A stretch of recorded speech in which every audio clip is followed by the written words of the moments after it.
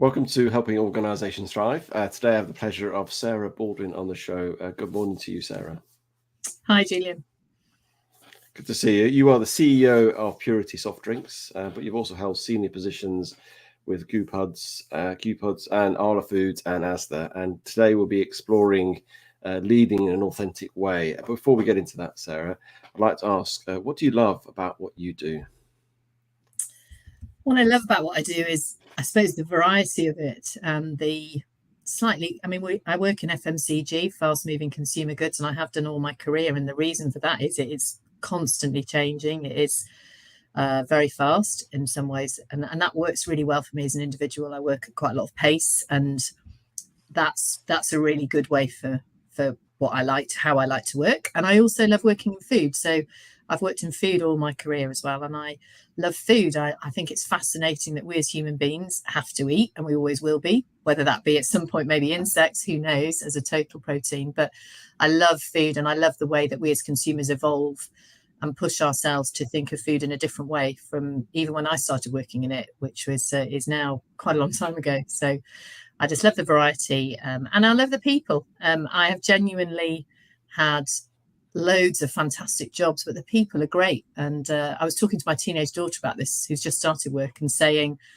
just people in work, you always meet people that are very different. But I have to say, this sector, I just think you meet some fabulous people. But maybe that's because I'm biased, because I've been in it all my career. So yeah, those are my kind of three things: love food, love the variety, and I love the people. Yeah, and it is a great sector of being in, having spent 20 years myself working in the industry. But yeah, no, it's a good place. And we're talking today about authentic leadership and why showing up as yourself really matters. So how did the concept of authentic leadership become significant in your career? Well, I think probably when I was in my late 20s, where I was a reasonably good account manager, working in sales, running at the time Summerfield, actually, which to some people they won't even know what that is, but it's a supermarket brand in the UK, and I was actually quite good at it. But outside of work, I was a very kind of social I was brought up by farmers in Yorkshire, so it's quite kind of bullish individual. But in work, I was probably a little bit more quieter, because I thought that was what you needed to do. And I had the great privilege of somebody giving me the feedback. We'd been to a kind of customer networking thing at the weekend, and I hadn't viewed it as a work thing. I'd viewed it as a brilliant social event. And when I got back into work on the Monday, somebody came and said, "Can I give you a bit of feedback?" And I was thinking, oh my God, here we go. And they basically said, you were so kind of relaxed and sociable, and, just got on so well with the customers. We don't see very much of that of you in work. And I was like, well, I didn't think I could be the same as I was in work. And it fundamentally stayed with me for the rest of my career. And actually, I saw the individual that gave me that feedback literally about 6 months ago. And I was able to say to him, thank you so much, because it fundamentally changed how I worked and how I've gone on to lead with teams, because I became just the person that I was, rather than trying to be somebody in work to somebody outside of work. And that for me was, showed the great benefit of feedback, but was able to then just give me something that I already had. So I already had this great strength, but I wasn't using it to the best of my abilities in a work environment. And that was brilliant. So there I was back in my kind of, I think it was about 28, 29. That's a really interesting story, and that feedback has had such an impact and profound effect on you. Why do you think you were acting in an inauthentic way? Why were you sort of almost perhaps playing a role differently? Why do you think we do that? Or what do you think makes us do that? I think it was because I got into the food industry a little bit by a bit of luck and chance. I was on a business studies course, and I had to do a placement year, and lots of my friends were signing up for all these things. I signed up for this company that I had no idea, called Master Foods. I had no idea who they were. Turns out they're part of Mars, in case you didn't know that. And I did a year with them, and then I thought this industry was amazing. But I just come from a kind of Yorkshire farming background. I didn't really know what I was going to do. And my parents are quite, you sort of live in this way and that's sort of what you do, and they're a little bit traditional. And I think that was probably quite a big influence on me, that I didn't really understand what I was going to do. Certainly, my parents, no disrespect for them, they've lived and worked on the farm and they still do now. My father's 80. For them, the sort of commercial environment, they were authentic themselves, but they didn't necessarily have a commercial side to it. So I didn't have anybody really to relate to as I was coming through that, 7-8 years then of subsequently, as I left my degree, I then went to be various different companies. I didn't really have anybody that seemed to come from the same background as me. So I didn't really know how to be. And that not that it troubled me, but it's sort of, I couldn't really kind of go and say to my mum and dad, who have always been, big part of my life, how do I be in this meeting? Because they sort of look at me as if to say, I have no idea. I can tell you how to milk cows, but, we can't tell you how to be. So, and I think back in, we're talking back in the kind of 1990s, there wasn't necessarily courses to kind of talk to you or develop you. You had very formulaic courses, which were fantastic, don't get me wrong, but not necessarily ones around developing you. And at the same time as that feedback was given to me, I actually was working in the same organization that introduced me to NLP, neuro-linguistic programming, and that was radical. I mean, I remember doing some stuff about describe your life in a picture. You weren't allowed to put it down in words, and it was quite different. And that started to open my eyes from stuff that I'd never seen or known, just from how I'd grown up and where I'd been, and the fact that I'd fallen into this industry, which I've subsequently grown to love and be actually quite good at. But yeah, it's just kind of, I suppose it's sort of your role models, isn't it? Is the fundamental thing. And I couldn't really see any, because to me, they all just none of them seemed to come from my background. And as you sort of reflect on your career and you think about authentic leadership, how would you sort of define authentic leadership if somebody was to ask you today and say, Sarah, tell me what authentic leadership is?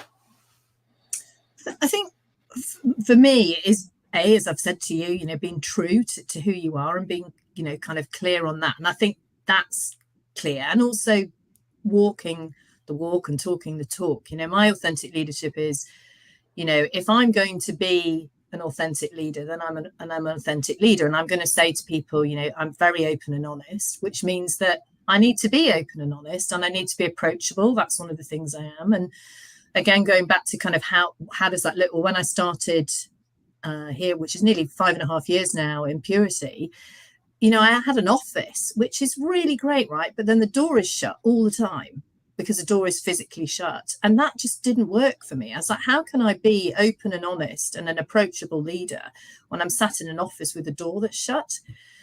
Now, fundamentally, that's quite challenging as a CEO, but now, and it's the simplest things, I have a fire alarm lock on it, which means that it's open all the time that I need it to be open, which is all the time. And the small amount of time that I need it to be closed, I can close it.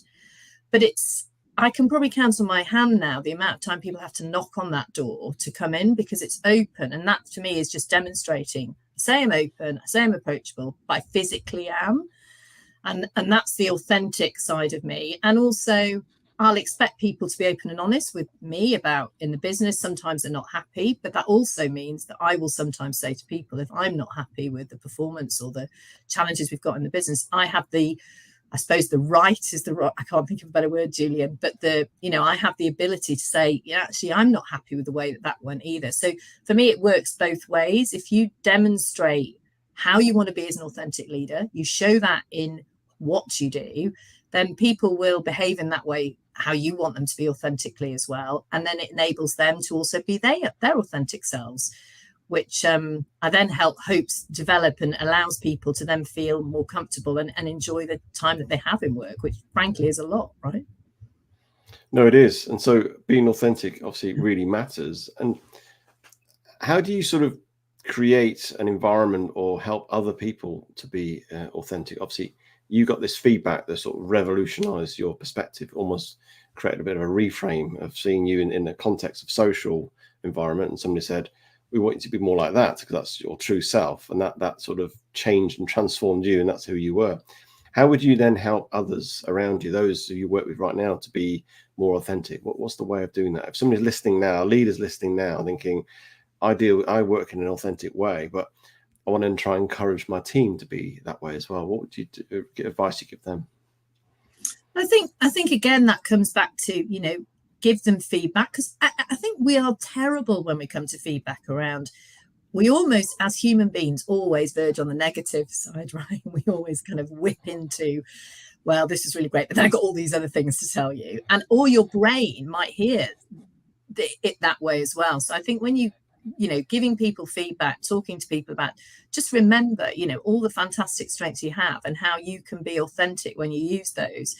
And also maybe explaining to people that, I'm somebody that is kind of quite blunt sometimes, but I can explain that to people to say, I will be quite blunt, but that doesn't mean that I want the conversation to end. It's kind of like I'm looking for you to come back and discuss that with me. And, we have some people in our business at the moment who are fantastic on detail and to the point, perfectionists, and saying to them, maybe to some other people, that's never going to happen for them. But if you explain why you are and the reasons that you want to be that, at least that helps people work with you and understand you a bit better than just thinking, I can never live up to that person's levels of perfectionism. But now they've kind of explained that actually that's just how they operate, and how I can get in and work with them is okay, because I'm not going to feel inferior to them. And I think it's just having those open conversations and saying, we've done lots of work around, there's lots of profiling as well in terms of how people operate. We're currently using insights. And at least you can understand then, at the moment, we have quite heavy individuals who are quite sort of, yellow and reds, which is kind of positive but direct. Very little on the green, unfortunately, which is people. And we need people like that. So we've got to always understand the dynamics. So you can be your authentic self, but understanding the dynamics of either the individual and how they operate in the team, but also how they operate in the business, really helps you be authentic and build on the strengths, which I'm such a strong believer in. And then working with, actually, maybe there's a couple of things you could look at that could make you even stronger. But too many times we forget how we're really good at stuff. And that's what you need to really harness. You get that right, then actually people's confidence and understanding of how they can deal with things that maybe not come natural and are not embedded in them becomes so much easier, because it's not focusing on the more challenging thing. It's saying use your strengths, because that's what you're great at. And then the bits that you might have to kind of just adapt a bit more for people are so much easier. Yeah, we are negatively biased, aren't we? We tilt to the negative very quickly, and I agree with you. We need to start focused on our own strengths and build upon those, and almost potentially overshadows those negatives. Doesn't mean we look for areas of development. I appreciate that, but I think, okay, focus on those strengths. When you're sort of working in an authentic way, some people can see it as, is it just be yourself no matter what, and is it as simple as that? Or do you adapt yourself depending on who you're dealing with and the audience you're interacting with? And is that being authentic, or is that sort of playing a role model? I think it's being authentic, but understanding. For me personally, I have to adapt in order to be able to lead as well. And I think that is a level of authenticity. My actual natural style at home and kind of is actually quite, people who work with me be thinking, no way. I'm actually quite manana and a bit relaxed about stuff when I'm at home. And I was like that a little bit when I was first a leader in Asda. I was a little bit like that. And actually what I realized was it just, you cannot run a team and be a leader. And at that point we were running a massive category with a slightly, it'll kind of flow. It won't kind of flow. You need to have a level of structure. You need to have a level of clarity. You need to know where you're going. You've got to have clear goals. And actually, when I then kind of started to work a lot more with that, I realized that actually I'm quite good at that. And that's great, because actually my authentic style was coming through in terms of, I can be quite direct. I can give clarity. That's fine. It's just sometimes I would prefer not to, but that's fine. I love doing it. And it gives me more confidence, because I see what I did realize is that I'm actually quite competitive, and I actually quite like winning and driving myself. But if you'd have asked me, was I competitive, I wouldn't have said that, because I never won things in school races and things like that. And I'd always thought competition was to do with sport. and it's made me realize that actually underneath I'm quite competitive, and then if I therefore can lead and direct a team, then I start to win, and it's really interesting how you solve solutions and you get to problem solving, and that's me. I love that. That's my authentic self. So adapting yourself and using some of your kind of ways of achieving actually underlying what is actually quite important to you is a way of being an authentic leader, although you have to adapt some of your styles. And I don't think that's not me being authentic, as you say, you know, that's role modeling, but it's also helping with one of my drivers, which I've discovered is slightly competitiveness, even though I'm rubbish at sport. It's interesting to hear you, even in the last 15 minutes, see how you've understood yourself at various situations, various scenarios over time. And it seems to me that authentic leadership is born out of this self-awareness, and you've got to be really mindful of who you are and what you are. And I think that's probably the first place to start, isn't it? How do you create that awareness of yourself? I mean, in terms of yourself, but also when you sort of share that with others? I think I've been super fortunate to have worked in organisations that have enabled me to do that. So, as I say, in ASDA, we did quite a lot of training. But that being said, we also did some really basic stuff. You know, it's not just about investing loads of money in training. You know, I took feedback. I was running a team of nearly 25 then, and I took feedback from the team directly and said, you know, what can I do better? You know, what do I do that's great? And that was a really quick and easy way of understanding, oh, actually, I didn't realize that, you know, because sometimes I think our perception of what is versus reality is super different. So I've had, you know, the privilege of feedback. I've also had some great training, which has been a little bit, as I say, a little bit off the wall. Neurolinguistic programming, I love it, but I do remember drawing a picture of a duck and thinking, what am I doing? But it also helped me understand some of the things that I really was very important to me. Like, I appreciate the day to day. I appreciate very much being in the moment. I'm not a great reader, Julian, but I have read a couple of books. I'm not a big reader, so I'm not going to go and say which are the major kind of books that I've read. But there are little moments where I kind of read something, and I think that's quite an interesting kind of thing to think about. And actually, some of them aren't necessarily to do with work. So I've been reading a book recently by a gentleman called Jay Shetty, which is actually a lot to do with relationships and love and things like that. But there's a couple of things in there which just talk about, it's mainly about also how you kind of enjoy your life. And he talks about, you know, actually enjoying your work area, particularly if you've got the expertise in it and you're quite passionate about it, and then how that helps you, you know, kind of in your kind of normal, just who you are as an individual. So I suppose 3 or 4 things: done some training, had some great feedback from individuals that I'm working with, and then I've read a few books. But actually, I'd probably say the ones that have been the most influential are not necessarily business ones. They're just ones that are about me as an individual. And actually, I'm a parent as well. So I've also read quite a lot about, you know, being a parent, because that's an interesting dynamic, which I could go on about forever, in terms of an authentic leader in the business that sometimes fails miserably at trying to manage 2 teenage girls. So that's also kind of helped me as well in terms of, you know, reading a bit about that. And I read a little bit as well about interesting people in the world of work and business that I think are quite fascinating, where they've come from. That also, you know, kind of, I use those kind of different sources. So there's no one place, but I like learning, which is another part of who I am. And I've really realized that I really love learning, and that's another part that's helped me kind of think a little bit more about who I am. And that's another reason I've discovered that I like learning as well on some things about me, probably, than necessarily loads of history, for instance. Quite like understanding that. Yeah, and I think a good place to start with ending is ourselves, and understanding who we are, what we like, what's our passion, what we get excited about, what we don't like, what we're good at, what we're not so good at, and I say good having sort of feedback is always from people who you trust, obviously, because some feedback from some people is not always welcomed, because there's an ulterior motive sometimes. Be interesting to see what your kids would say about you. I don't know if you ever asked them for feedback. That would be interesting, wouldn't it? It would be. It depends on what time of day you ask them as well.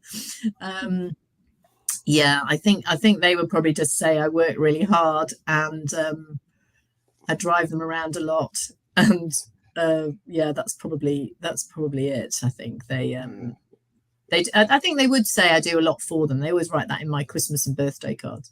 Thanks for everything you do for us.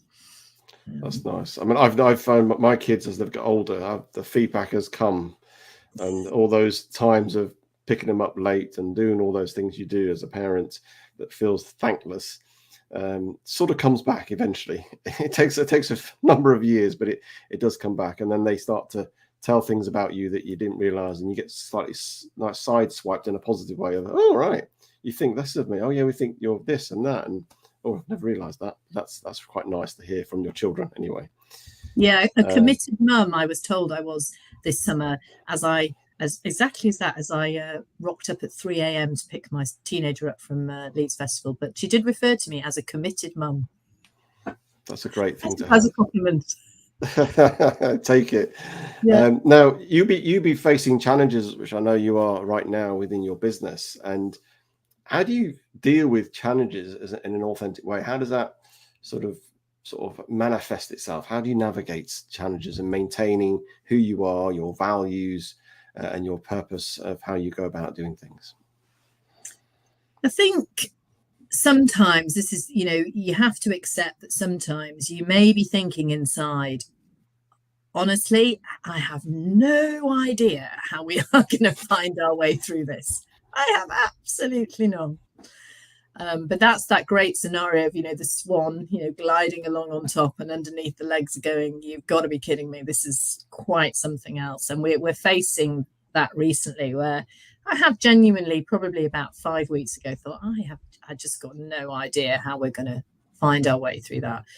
But I view sometimes, this is a slightly weird analogy, but I view things in work a little bit like sometimes the messiest cupboard that you've got in your kitchen. And you just look at it and you just think, how the hell am I ever going to find anything in there? It's a complete tip. How am I going to get myself to a bit of order in this?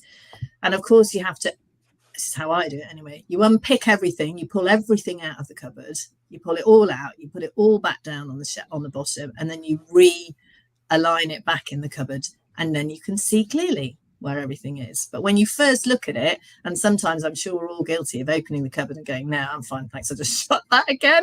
Just do that. And that's often the case with problems, I think, in business. You kind of go, no, it's just too big, we're going to shut that down. Whereas in fact, if you just open it up and you just take one thing out at a time, and you just look at one thing, you go, okay, right, let's just look at that bit, then we'll look at that bit, then we pull it all out, realign it, maybe, my analogy, out on the table in a slightly different way. I think also what I've learned massively is have a good team around you, because I cannot answer all the questions. Absolutely not. I learned this a long time ago. Used to think I could when I was probably in my early 20s, and realized absolutely not. You've got to have a great team. And sometimes that team can be people that maybe aren't on your team now. You might say, actually, we need to pull this person in because this particular scenario we've never come across, but we would need somebody who could perhaps re-engineer the product, and that is something we can't do, so let's ask somebody else in. And then once you've got that, then actually the clarity comes a bit, because you get more people's ideas, you kind of question everybody's thoughts, and then it becomes a lot clearer, so that when you then re-put it back into the cupboard, as my analogy carries on, it does look clearer. And admittedly, some things may move around again, or some things might not quite fit, but it's just taking the moment to say, we can do this. And it might look an absolute and utter mess, but in fact, nothing, in my experience, and I've in any scenario, as long as we are still standing on this earth, is unsolvable. Nothing. Might not be quite what you thought it might be in terms of the end game, but it's not unsolvable. It's just having the strength, I suppose, to say, yeah, we can do this, and we will find a way through it. And accepting that maybe at some point there may be things that you really don't want to look at, but you've got to. And that's part of just being a leader, is you have to accept it's not always going to be fun, and that there's going to be things that are pretty tough, actually. But then, the next, you get that cupboard cleared, you shut that, and then the next one opens, and you go, right, here we go again. But yeah. So you have that mindset that everything is solvable, basically. And I love that mindset. I have a mindset that way. Everything there was always a way through something, and it doesn't necessarily mean you'll have the answer yourself. It might be other people, and it may take a bit of a journey to get to it, and a different way of thinking. And I love that.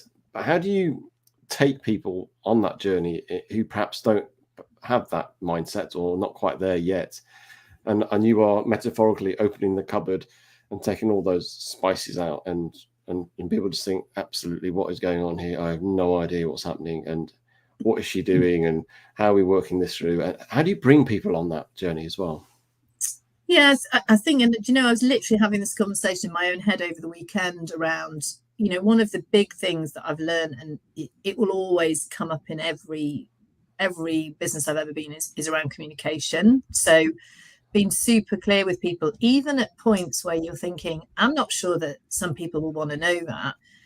They probably do, and never not thinking that. And so I literally was thinking this at the weekend. We've got some quite big changes coming up in our business to do with product that will fundamentally impact the consumer, but actually have quite a big impact across all our business. And we should communicate that across all the business. It's not for us just to go, well, we're just going to do this and we aren't going to bother telling you, because genuinely I think people want to know. And I know that because for example, when I was literally having coffee last week, I saw one of the guys from our warehouse, and he's from the warehouse, he does his job, he distributes our products, but he said to me, what's going on with sales?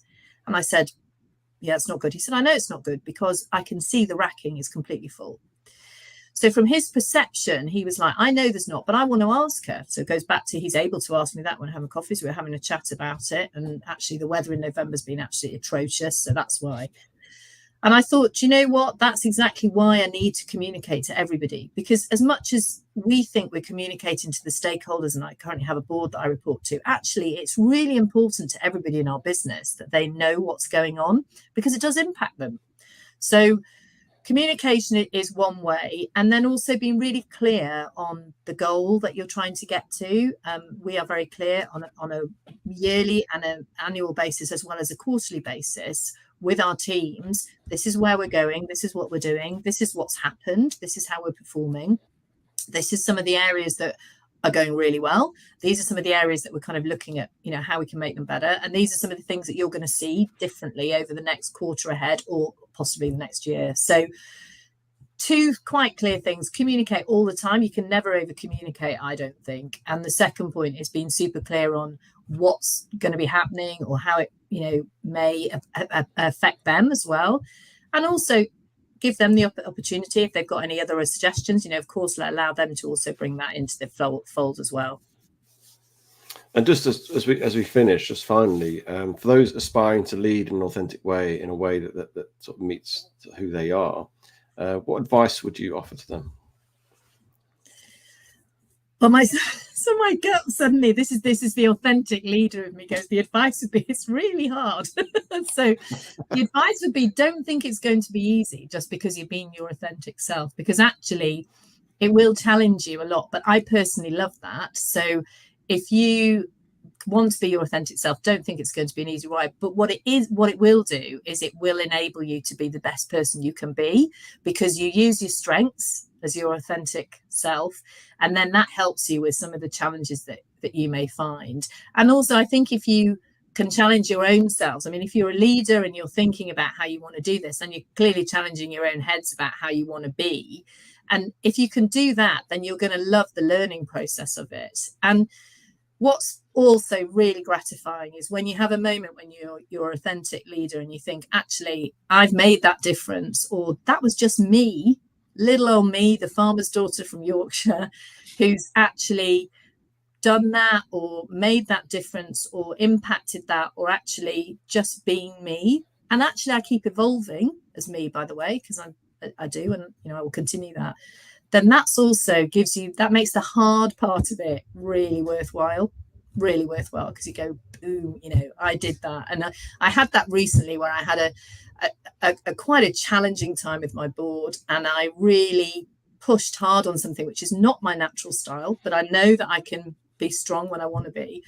And I and I achieved what I wanted to achieve, and I literally punched the air when I was literally like, yes, because the feeling was great, because I knew that goes back to the competitive self of me, Julian. I'd done that, I'd got that through, and I was absolutely chuffed. And it's just those moments that make you think, you know what, that's just worth everything. Fantastic. Well, thank you, Sarah, for sharing. Well, I say in a very open, authentic way, and I know you very well, and you were just yourself, which is brilliant. And I love that your story and how you became more authentic in that sense from that sort of feedback you got, but also the advice you've given and the stories you've shared. That's been really good. If people want to connect with you and get in touch with you, what's the best way of doing that? So you can email me. That's totally fine. So my email is sarah.baldwin@puritysoftdrinks.co.uk. Fantastic. Brilliant. Thank you for your time today. Thanks, Julian. Great to see you.